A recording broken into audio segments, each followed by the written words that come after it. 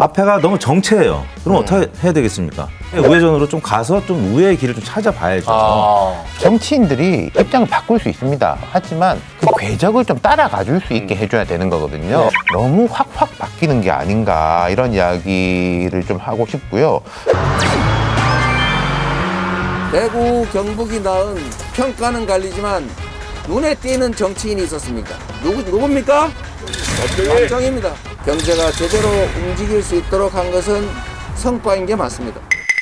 전두환이라는 이름이 가지는 그 어묵함을 전혀 이해하지 못했을 겁니다. 아니, 난 그 얘기도 맨날 바뀌니까. I'm on the next level, yeah. 절대적으로 지켜 내 손을 놓지 마라. 결속은 나의.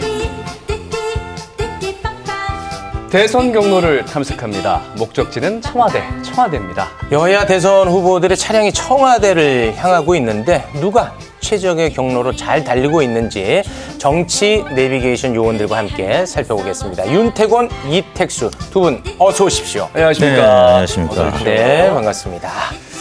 이번 주 도로 상황을 제가 좀 살펴봤는데 참 눈에 띄는 게 이재명 대선 후보가 지난 주말부터 경부고속도로를 타고 대구 경북 TK를 찾아왔습니다. 근데 거기서 계속 약간 우회전을 하고 있는 느낌입니다. 자, 지난 11일에 물론 이제 전두환에 대해서 군부 독재 과오를 지적을 하면서 국민을 해친 행위는 용서될 수 없는 중대 범죄이다라면서 전두환 경제 제대로 움직일 수 있도록 한 건 성과인 게 맞다라는 발언이 이게 좀 파장이 있는 것 같아요. 전두환에 관련된 발언 어떻게 보셨습니까? 이게 말실수일까요? 아니면 좀 의도가 있었을까요? 이재명 후보가 말실수할 분은 아닌 것 같고요. 네. 전략적으로 발언을 한 것이 아닌가 싶은데. 전략 발언입니까? 네. 네. 사실 뭐 최근 들어서 오차범위 내에서 박빙으로 나타난 여론조사 결과들이 많이 소개되고 있고요. 뭐 네. 일부 조사에서는 오차범위 내에서 이재명 후보 입장에서 골든크로스의 지표도 나오긴 했습니다. 그런데 이 영남권에서는 이재명 후보의 지지율이 뭐 오르긴 해도 지금 다른 지역에 비하면 많이 격차가 큽니다. 네네. 가령 TK 지역에서는 뭐 무려 한 40% 안팎 지금 격차가 나고 있기 때문에 그래서 이 자동차를 지금 몰고 가고 많이 지금 격차를 줄였는데 앞에가 너무 정체예요. 그럼 어떻게 해야 되겠습니까? 그럼 우회전해서 오른쪽 길이 좀 터 있으면 추월해야죠. 네, 우회전으로 좀 가서 좀 우회의 길을 좀 찾아봐야죠. 경로를 이탈해서 좀 재탐색을 해봐야 될 거 아니겠습니까? 그렇습니까? 그래서 TK 지역에서 기존에 이제 집토끼층은 어느 정도 잡혔다. 이제 호남이라든지 아니면은 민주당 지층 이쪽에서는 대략 한 영남이거나 아니면 국민의힘에서 윤석열 후보 지지층이 갖고 있는 포션 대략 한 60%, 70% 정도 되는데 그 정도를 지금 이재명 후보가 호남이나 민주당 지층에서 이제 확보를 했습니다. 그렇다면 난공불락인 TK, 나가선 PK도 마찬가지입니다. 여기에 좀 지지율을 제고하려면 때로는 막혀있는 길로 계속 가기보다는 우회전, 그 전략을 채택한 것이 아닌가 싶습니다. 산토끼를 잡기 위해서? 그렇습니다. 아니 근데 어떤 산토끼가 전두환 씨에게 약간 우호적인 겁니까? 너무 안 되다 보니까 이렇게 노크해보고 저렇게도 노크해보고 해보겠다는 건 시도 정도? 저도 사실은 이 전략적으로 이게 성공할 것인지 이 부분에 대해서는 낙관적이진 않습니다만 그래도 너무 안 뚫리고 있는 이 부분에 대해서 여러 가지 변형적인 공격 한번 해보는 거죠. 네, 알겠습니다. 저도 비슷한 생각이에요. 그렇습니까? 그러니까 이게 왜 말실수가 아닐 것이냐라는 것은 그 앞에 자기 경쟁자가 엄청나게 이 똑같은 건으로 곤욕을 치렀잖아요. 그거를 기억을 못 하겠어요? 하죠. 그리고 여기가 이제 TK 지역이지 않습니까? 네. 그렇다면은 이거는 계산을 해서 나온 발언인 거죠. TK 지역 갔으니까 말씀하신 대로 좀 우클릭을 해야 될 것 같다는 것도 있었을 것이고 제 생각에는 이번 주 초에 극단적인 선택이 있었지 않습니까? 대장동 관련된 분하고 그런 이슈보다는 이런 쪽 이재명 후보 본인이 좋든 나쁘든 핸들링할 수 있는 이슈를 통해 가지고 뉴스를 쏟아내는 것이 더 낫겠다. 저는 그것도 하나 더 있지 않나 싶기도 해요. 아니 근데 이제 방금 이제 윤석열 후보와 좀 비교를 해주셨는데 전두환 씨 관련해서 윤석열 후보는 5.18 하나 빼고 잘했다. 뭐 이렇게 읽힐 가능성이 높고 이재명 후보는 이제 발언을 다 들어보면 네. 사실 하나만 잘했다. 그리고 네. 뭐 나머지는 존경할 수 없는 인물이다. 방점이 찍히긴 했지만 지금 예민한 선거 기간에 이게 실제로 논란이 될 걸 몰랐다는 게 똑같죠. 5.18, 12 빼고 잘했다라고 했고 제가 볼 때 이재명 후보의 문제점 중에 하나는 말이 워낙 많아가지고요. 네. 자기 말을 이렇게 잡아먹는 경우들이 있는데 네. 방금 말씀하신 게 경제만 잘했다라고 했는데 이재명 후보가 그 직전에 서울대 경제학과 학생들한테 강연할 때 경제는 정치입니다. 경제는 과학이 아니라 경제는 정치로 접근해야 된다라고 본인이 말했단 말이에요. 그래놓고 경제만 잘했다라고 하면은 그게 충돌이 되는 거죠. 그런 것들이. 알겠어요. 아무튼 간에 이제 전략적 발언이다. 이렇게 네. 이제 두 분 다 보시는 것 실수는 같은데. 아니다.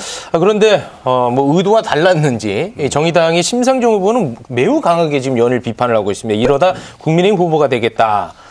이런 비판이 있거든요. 네. 결국은 어찌됐든 전략적 발언인데 이게 도움이 될까요? 그러니까 제가 이제 도움이 될까 보다 이재명 후보가 어떤 판단에서 이렇게 했을지는 조금 짐작이 가요. 이재명 후보 고향이 안동이지 않습니까?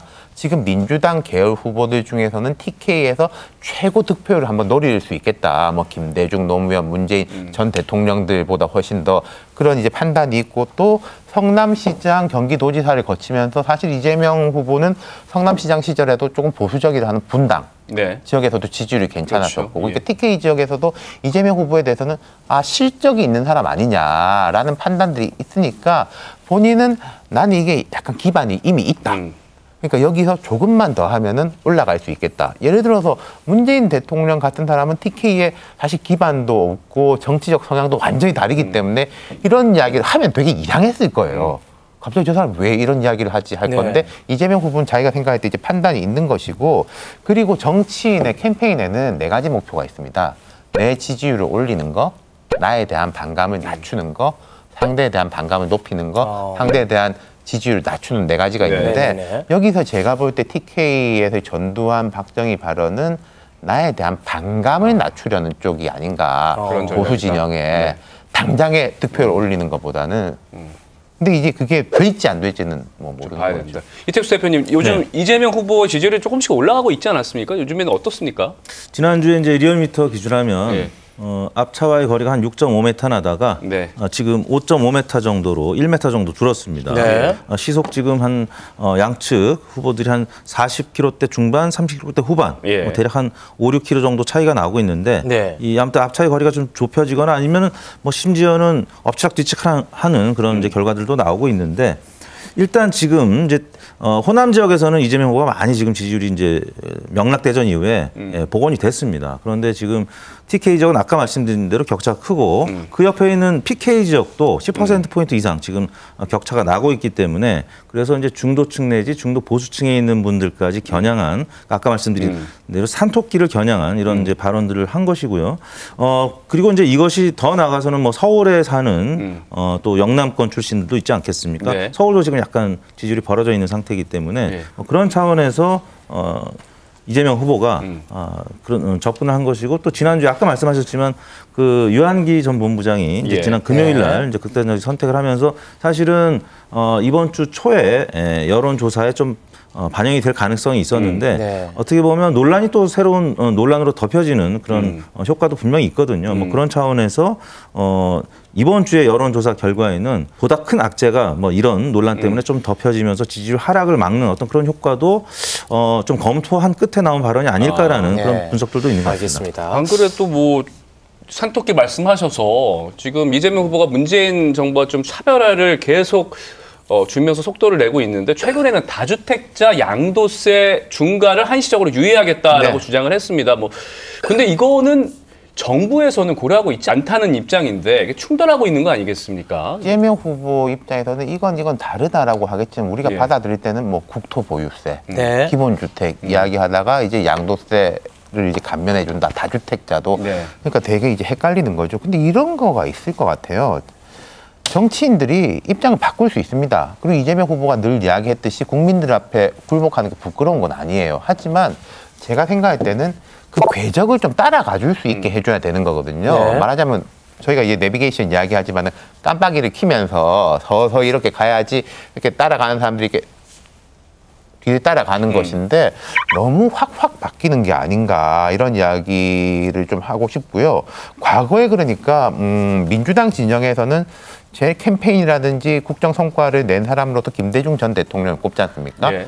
87년 대선 때 모습이에요. 민주투사죠. 두루마기 입고 와가지고 사자후를 토하는 모습이에요. 92년 대선 때도 거의 유사한 모습이었습니다. 그러다가 97년에 굉장히 부드러운 모습으로 저렇게 변화했네요. 바뀌었죠. 그러니까 5년 사이에 서서히 바뀌고 92년 대선에서 패배하자마자 김대중 대통령이 케임브리지로 영국 유학을 갑니다.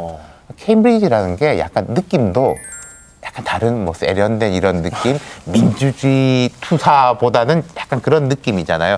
그러면서 DJP 연합 이렇게 하는 게 계속 깜빡이를 켜고 가다 보니까 지지자들이 따라오다 보니까 이까지 왔네 이렇게 된 거거든요. 항공모함이요 궤도를 선회를 할 때 보면은 모릅니다.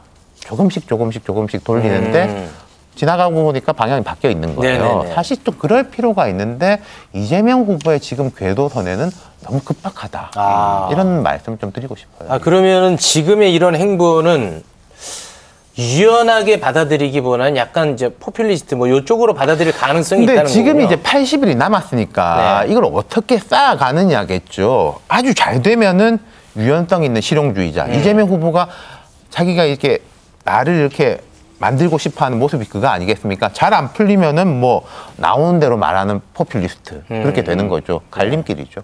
그거를 잘 조율할 필요가 있어 보이군요. 그렇죠. 알겠습니다. 두 분 함께 해주셔서 고맙습니다. 맞습니다. Stay